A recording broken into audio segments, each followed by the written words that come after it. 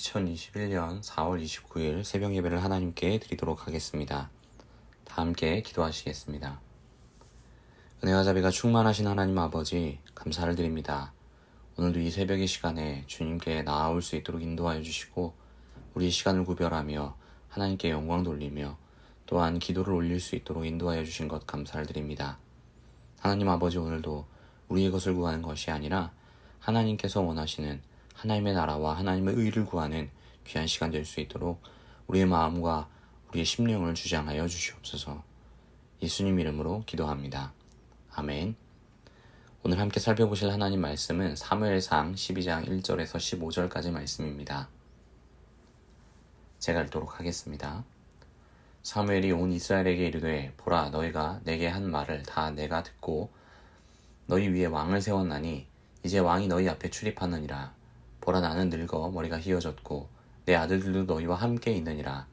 내가 어려서부터 오늘까지 너희 앞에 출입하였거니와 내가 여기 있나니 여호와 앞과 그의 기름 부음을 받은 자 앞에서 내게 대하여 증언하라. 내가 누구의 소를 빼앗았느냐, 누구의 나귀를 빼앗았느냐, 누구를 속였느냐, 누구를 압제하였느냐, 내 눈을 흐리게 하는 뇌물을 누구의 손에서 받았느냐. 그리하였으면 내가 그것을 너희에게 갚으리라 하니, 그들이 이르되, 당신이 우리를 속이지 아니하였고 압제하지 아니하였고 누구의 손에서든지 아무것도 빼앗은 것이 없나이다 하니라. 사무엘이 백성에게 이르되, 너희가 내 손에서 아무것도 찾아낸 것이 없음을 여호와께서 너희에 대하여 증언하시며 그의 기름 부음 받은 자도 오늘 증언하느니라 하니, 그들이 이르되, 그가 증언하시나이다 하니라. 사무엘이 백성에게 이르되, 모세와 아론을 세우시며 너희 조상들을 애굽 땅에서 인도하여 내신 이는 여호와시니 그런즉 가만히 서 있으라.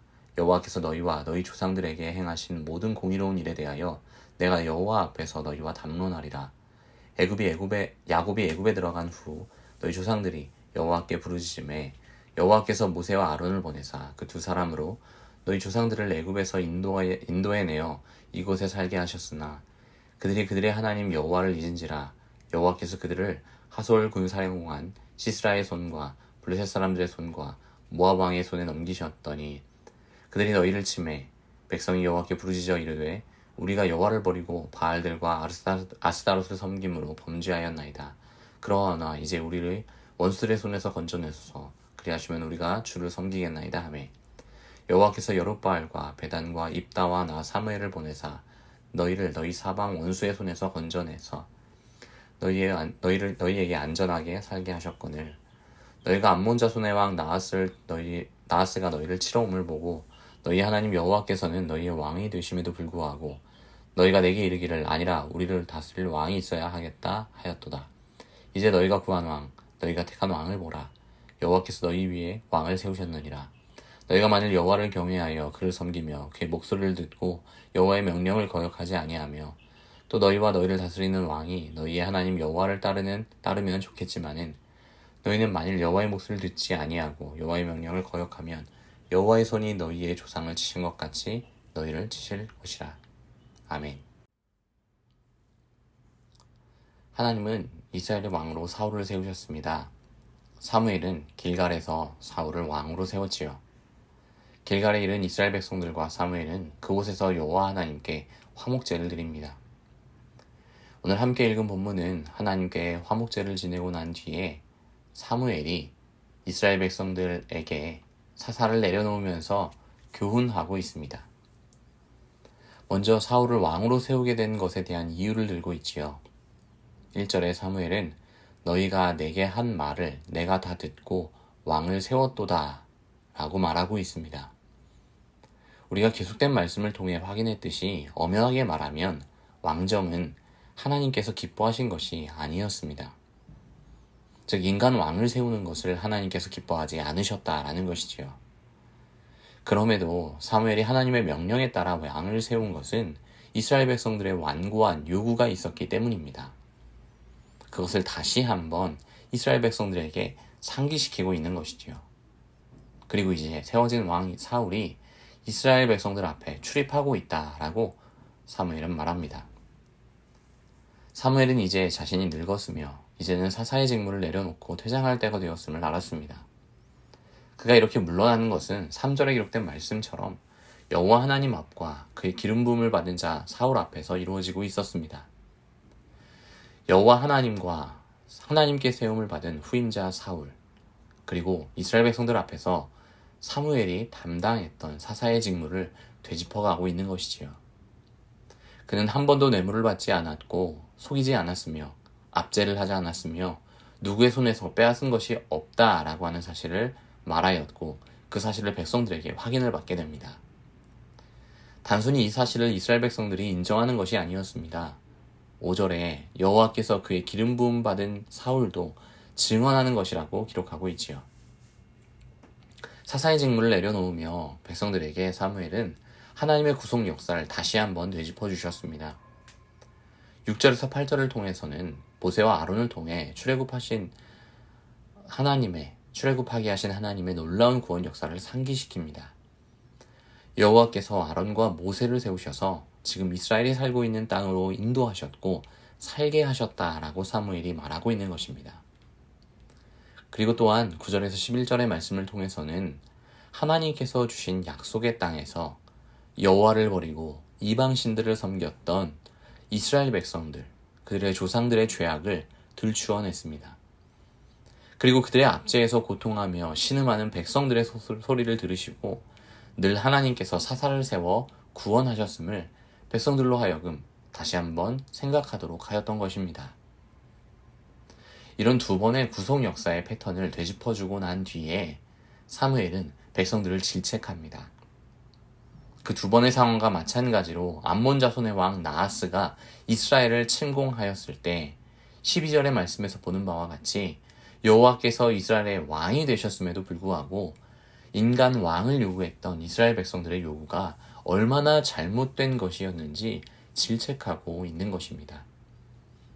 이스라엘 백성들이 인간 왕을 구한 그들의 고집이 실상 하나님의 왕 되심을 거역하는 일이라는 사실을 다시 한번 되짚고 그들의 죄악들을 폭로하고 있는 것이지요. 이스라엘 백성들의 죄로 인하여 그들이 늘 어려움을 겪을 때마다 하나님은 회개의 기회를 주셨습니다. 그리고 구원자를 보내주셨죠. 그들의 역사는 이렇게 늘 반복되는 죄로 점철되어 있지만 하나님은 늘 구원하셨고 그 구원 역사는 한 번도 좌절되지 않고 진행되어 갔습니다. 사무엘은 이런 역사를 되짚어주면서 하나님의 말씀을 듣는 삶으로 이끄시는 섭리 속에서 살아갈 것을 권하고 있는 것입니다. 14절을 살펴보면 하나님께서 허락하시기는 하셨으나 인간 왕이 다스리는 것 같은 상황 속에서도 하나님의 통치를 인정하고 하나님의 말씀에 순종하는 것이 중요함을 다시 한번 사무엘이 일깨워주고 있습니다. 이스라엘의 안전을 도모하는 방법이기도 하면서 인간 왕을 소극적으로 허락하신 하나님께서 궁극적으로 원하시는 바가 온전한 이스라엘의 순종이라는 것이었습니다. 동시에 왕은 자기 마음대로 이스라엘을 다스리는 자가 아니라 하나님의 말씀에 순종하며 다스리는 자임을 나타내셨습니다. 15절에서는 결국 인간 왕을 통해 안전을 도모하려는 시도가 백성들의 의도처럼 순탄치 않을 것임을 말씀하시면서 그들의 안전과 구원이 오직 여호와 하나님께 달려있음을 가르치십니다. 사랑하는 서문호교회 성도 여러분, 이스라엘 백성들을 온전하게 인도해 왔으며 백성들 사이에 재판을 이끌었던 사사가 사무엘이었습니다.